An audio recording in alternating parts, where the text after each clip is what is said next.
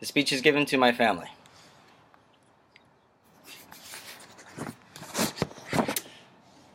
Good afternoon to you all. I want to start off by thanking you for your time and coming to view this informative speech on how to pack effectively. Now, as you all know, my girlfriend Amanda and I love to travel. We've been privileged to visit New Mexico, Colorado, Seattle, and even Europe.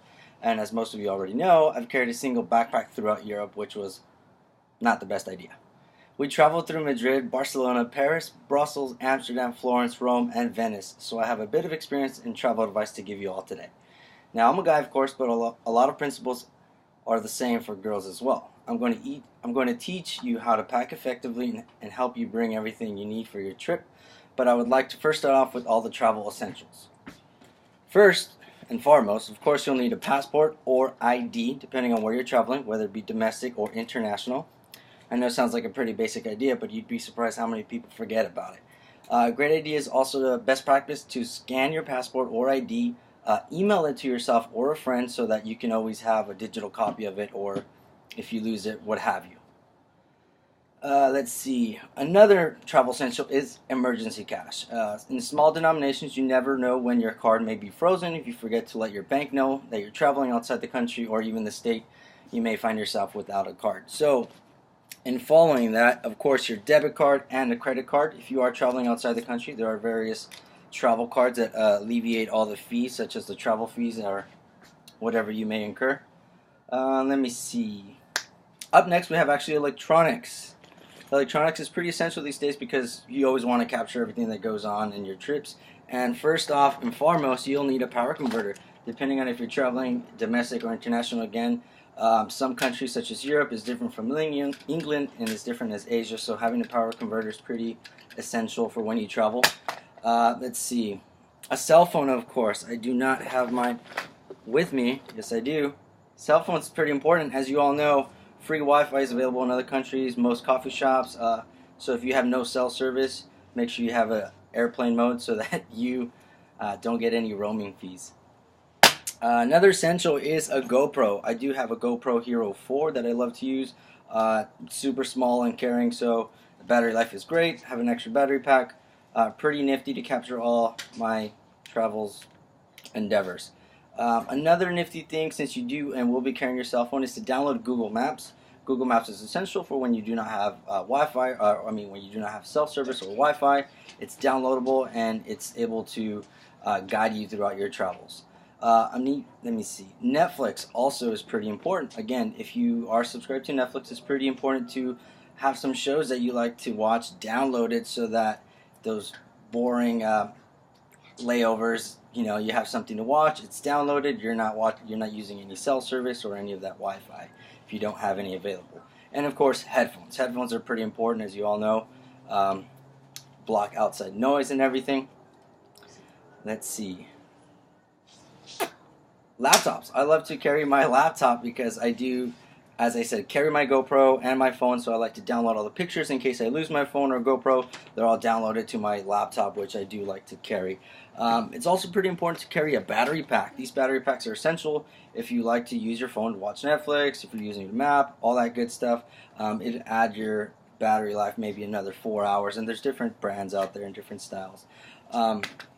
I like to carry all these essentials and my chargers inside a little box that fits conveniently inside my carry-on bag. Let's see. Last but not least, I like to carry a book or a Kindle in case I do decide to get bored and not interested particularly in Netflix. There's always something something else to do. Next, I'm going to introduce you to how to pack toiletries. TSA security has some pretty strict guidelines as to what liquids and how much one can bring.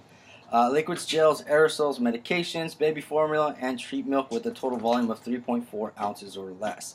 May be stored in a quart-sized clear plastic Ziploc bag, such as this one. These are pretty convenient. You can find it all Targets, Walmart, CVS, your pharmacy stores. These are pretty cheap. They come clear so that you can pass through security with ease. Let's see. What else do we have? Chapstick. Chapstick is pretty essential because you never know when you may travel to airports and it might be windy in other cities, so chapsticks, don't underestimate and carry that. Pills are pretty important as well because daily vitamins, Advil, and melatonin for going to sleep on the plane are essential. As you all know, melatonin is a natural sleeping aid that is available over the counter, so it's nothing. It's pretty important to carry on. Let's see. Vitamin B actually helps hangovers because when you're out traveling, you can't afford to lose a day because you've had a wild night. So toiletries should always, as a best practice, be on top of your suitcase when going through TSA, since you never know when they might be interested in looking, which is why they are clear. Next, we're going to discuss what you should pack and how. So as you probably gathered by now, packing can be quite a task, but doing it strategically can be a difference between packing between a well-prepared vacation and not. So it is important to note that the bigger the suitcase, the more you want to put in it. A hard-sized suitcase that is no more than 22 inches tall is normally for a carry-on size. Anything bigger than that, you'll want to pack more. So it's crucial that you lay out all your clothes. That way you plan.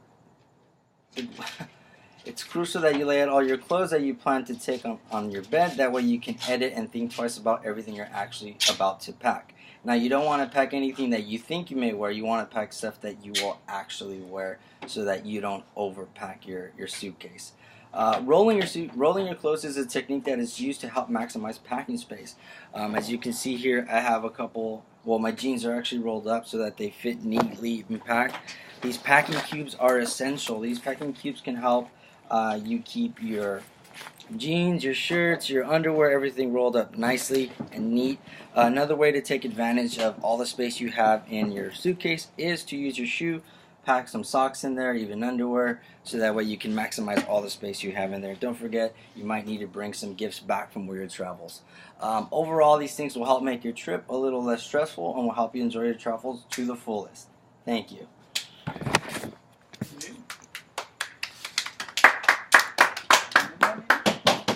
You could barely see me because it's so dark. That's why I didn't care for making eye contact. Wait, what? Really? Yeah.